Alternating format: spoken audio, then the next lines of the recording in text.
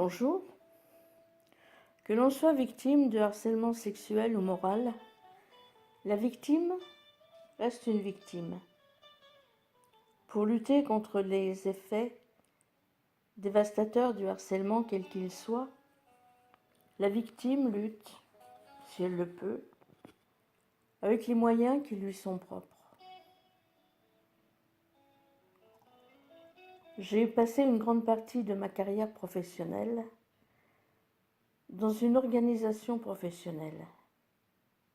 Jamais je n'aurais pu imaginer que dans une telle structure, on puisse devenir la cible de certains comportements. Je me berçais d'illusions. Alors j'ai eu besoin de crier ma rage, mon chagrin et ma déception. Je l'ai fait à ma manière, en jetant mes mots sur le papier, et j'ai écrit une nouvelle. Elle fait partie de mon premier recueil de nouvelles publié en 2016.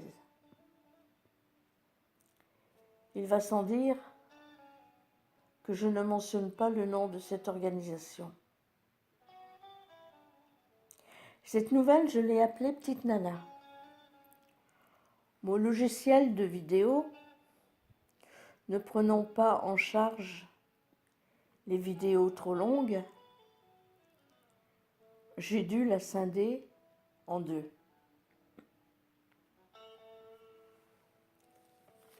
Petite Nana.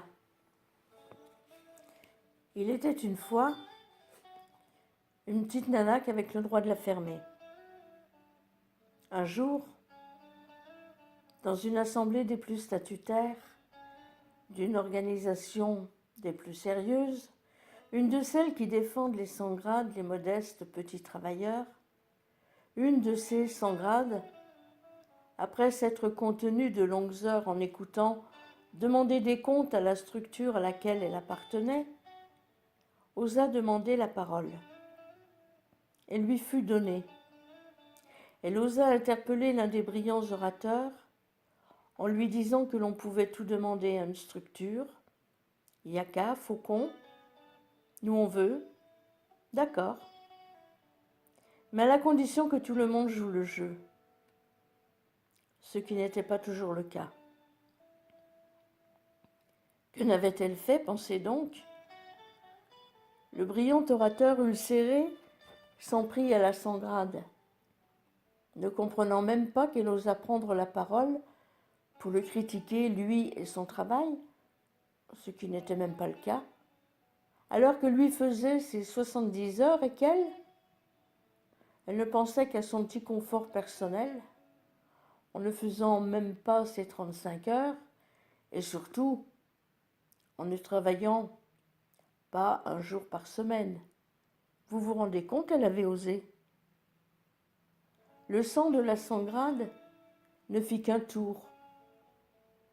Mon petit coco, lui dit-elle, ce n'est pas sur ce terrain qu'il faut me chercher, car tout le monde peut vérifier à quelle heure j'arrive le matin et jusqu'à quelle heure je suis encore là le soir. Diantre! Qu'avait-elle osé dire, mon petit coco? Dire ça au brillant orateur qui se vit insulté et comble de l'insulte par une petite nana qui n'avait qu'une chose à faire, la fermer, ou qui n'avait même pas droit à la parole. Comme si on avait déjà entendu la petite nana en question insulter quelqu'un.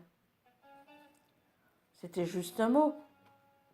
Comme elle aurait dit, mon ami, mon cher camarade, c'était juste celui-là qui lui était venu. Exaspérée qu'elle était, que toujours les mêmes choses reviennent, et basées sur quel fondement? Il pouvait mettre une pointeuse après tout. Non mais vous vous rendez compte? L'outrecuidance de la Péronnelle? Alors il aboya, et aboya encore et encore. Juste quelques faibles voix s'élevèrent pour protester. Ce qu'entendit la petite nana juste bonne à la fermer, au bout de 26 ans de bons et loyaux services quand même, avec quelques responsabilités, pendant un certain temps, mais plus sur le devant de la scène pour le moment. C'est le silence assourdissant de la majorité. Elle s'enfuit en larmes, cacher sa déception, son chagrin, à se demander quand donc cesserait-elle d'y croire. La petite Nana se sentit aussi seule que celui ou celle qui se fait agresser dans un métro bondé et qui voit soudain, magie ou effet d'optique, disparaître tous les voyageurs. Ils sont là pourtant, mais si invisibles, si transparents. Seule le soir, assise dans la salle de réunion, elle regarda les affiches qui la décoraient. Non à la discrimination au travail. Qui a peur de l'égalité? C'est pas nous. L'égalité des chances. Faites respecter vos droits. Nous, on vous défend. Belles affiches, belles paroles que l'on affichait au dehors, au dedans aussi, comme si on voulait se convaincre que c'était vrai. Pourtant, ce qui s'était passé était en totale contradiction avec les jolies affiches. Le brillant orateur était le même qui allait prôner la bonne parole. En se remémorant toutes ces années, elle se dit que le monde avait bien changé. À ses débuts, ces comportements-là n'auraient pas été acceptés. Oui, à ses débuts, elle bossait avec une bande de copains. Il y avait bien quelques piques, quelques frictions entre certains, quelques jalousies, mais tout se réglait très vite. Entre potes qui œuvraient sans grands moyens, mais pour le même idéal. On se respectait à cette époque-là. Aujourd'hui, si t'es pas élu, si t'es pas secrétaire fédéral, on peut y ajouter tout ce qu'on veut. Territorial, régional, départemental, national. Où sont tes chances de promotion, de t'exprimer? La petite nana qui n'a que le droit de la fermer se le demande. Tiens la promotion par exemple. Au départ, c'était chacun son tour. D'ailleurs, c'est ce qu'on défendait. Le droit pour tous à la promotion. Que l'on soit sur le devant de la scène ou dans les services arrière. Idem pour les primes. Ce qu'on défendait, l'égalité des droits, tout simplement. Car tout un chacun participait au résultat. Oui, c'est ce qu'elle défendait, la petite nana, à ses débuts, ou du moins quand elle était responsable syndicale d'un grand service. Elle y croyait. Alors elle répétait ça inlassablement dans les réunions qu'elle organisait.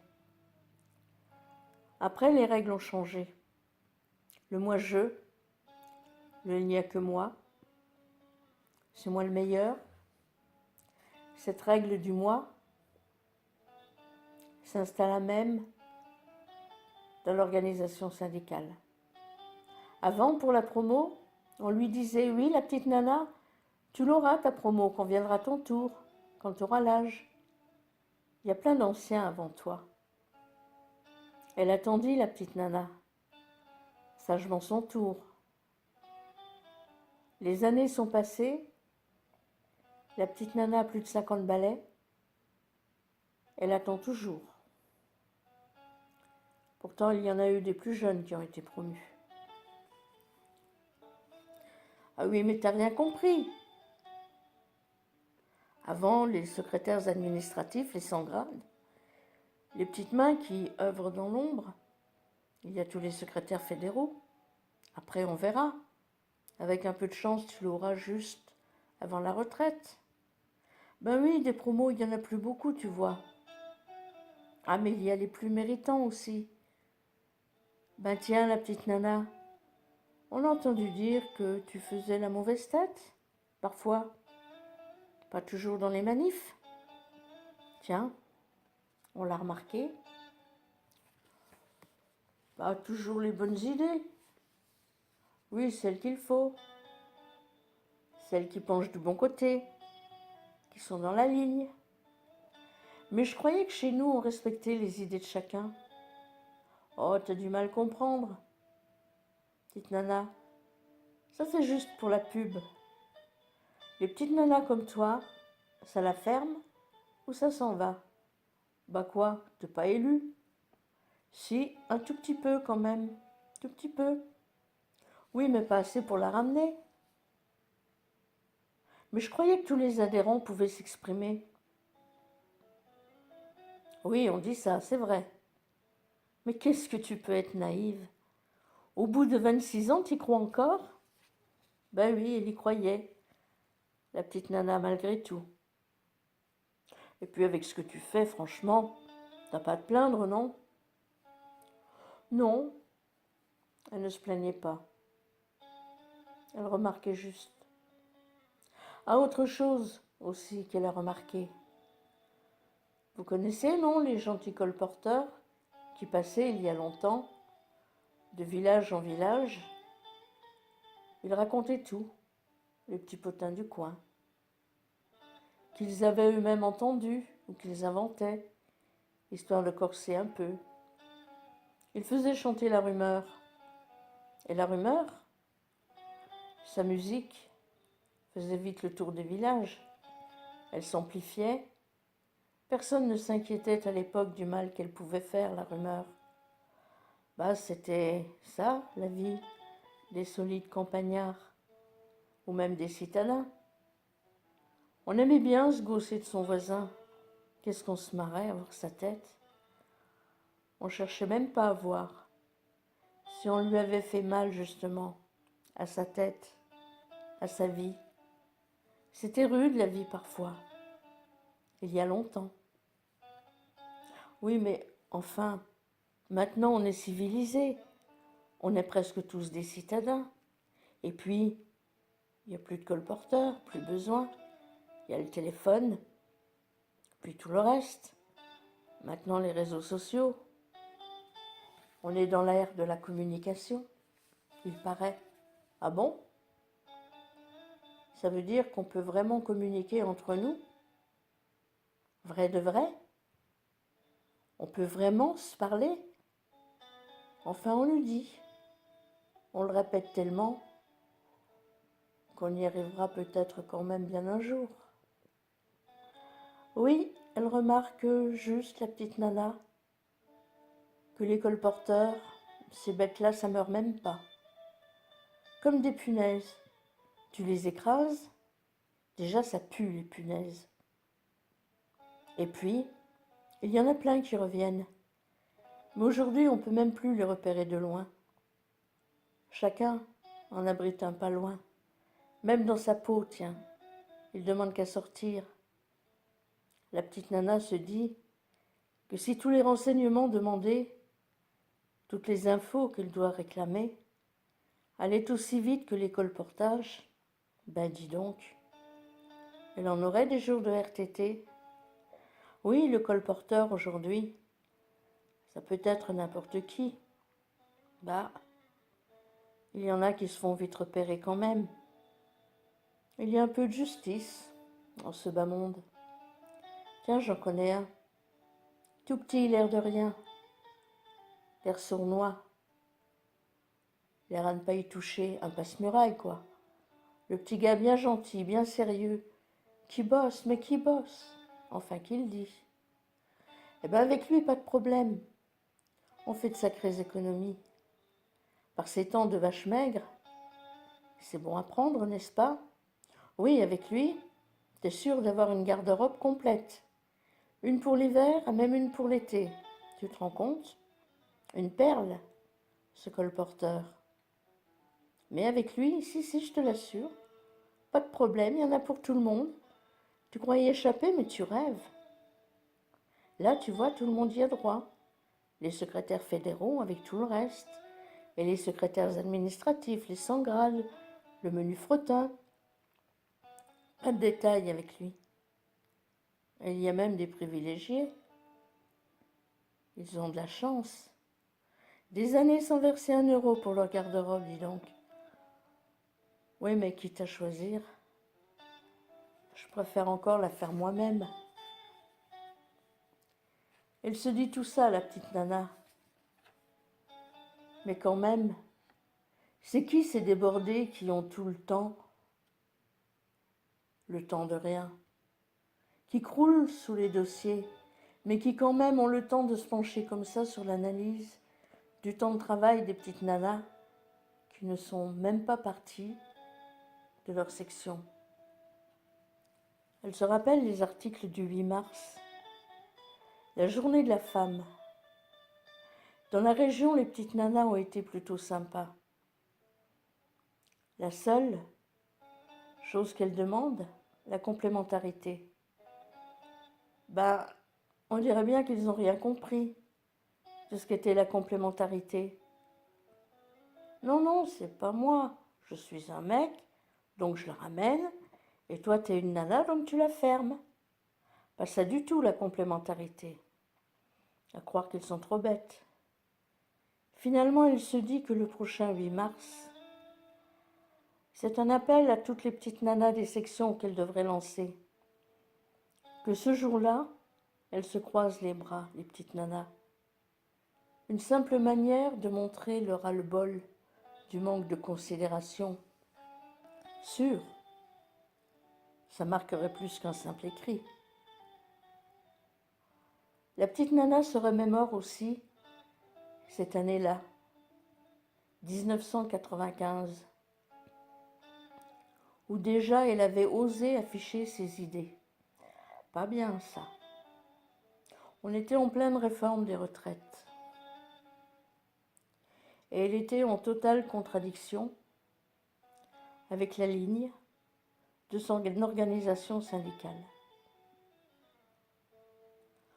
Son travail consistait à diffuser de l'information, puisqu'elle était webmaster d'un site d'information syndicale au plan régional, et elle remplissait sa mission comme elle le devait, en suivant la ligne définie par les responsables nationaux, mais en privé et en interne, elle n'hésitait pas à faire part de son désaccord. On ne pouvait lui reprocher aucun manque de loyauté. Mais on lui fit payer bien cher cette liberté de parole, cette liberté de penser. Un jour, en allant à sa section, elle vit la photo d'une caricature de femme, grotesque, immonde, et écrit en gros son prénom. Elle s'en rendit malade et demanda une réunion de bureau extraordinaire où elle exprima tout ce qu'elle ressentait, toute sa déception, son chagrin. Certains anciens présents dirent aussi ce qu'ils pensaient de tels actes. Mais on ne sut jamais quel en était là ou les auteurs. La suite de cette nouvelle dans une autre vidéo. À tout de suite.